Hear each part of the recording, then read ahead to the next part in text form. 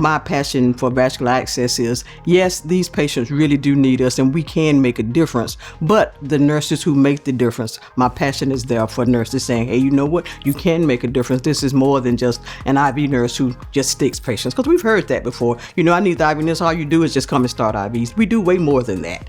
We take care of patients. We've all been nurses more than just at IV nurses. We've been bedside nurses. We know how to care for patients other than starting an IV, but it's more than starting an IV. It's putting PICC lines in. It's monitoring and surveilling for central line infections. It's sometimes just going and talking to another nurse to say, hey, this is what you need. It's collaborating with physicians to say, you know what, this patient doesn't actually need this type line. This is what this patient needs, but we can always get you some access. That's my passion about vascular access, and teaching nurses that, you know what, is more to vascular access than just starting IVs.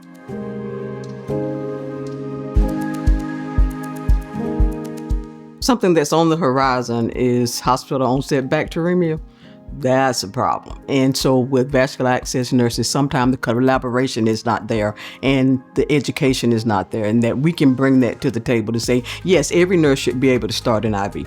How do we teach them to appropriately start an IV? That's underappreciated, because in the ER, we need to get this line in, you don't clean that site well enough, you don't do all the steps that you need to. How do we as vascular access specialists educate the staff that they'll be able to do that, and then that we don't have this hospital onset bacteremia that's going to be a problem in the near future? That how can we help our patients not have that, because that causes longer hospital stays, patients are sicker longer, and we look at CLABSI, but there's more to those things than just CLABSI. In onset bacteremia from a device that you placed, how do we help our staff, how do we help our nurses and the patients foremost not have that out?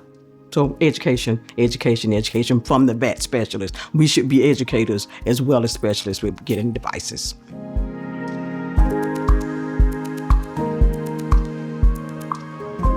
Collaboration. That's going to be our biggest issue to get patient outcomes better, is that we're all on a team. We're in the hospital and sometimes it seems we're siloed, physicians, nurses, vet specialists, wound care specialists, but who's collaborating, who's communicating together so that we can all say, you know what, let's make this really work. We talk about it all the time, but does it really come into fruition?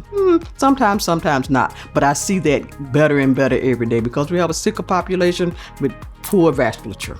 And if we can collaborate, we can make sure these folks get one stick and it can last the duration of their hospital stay.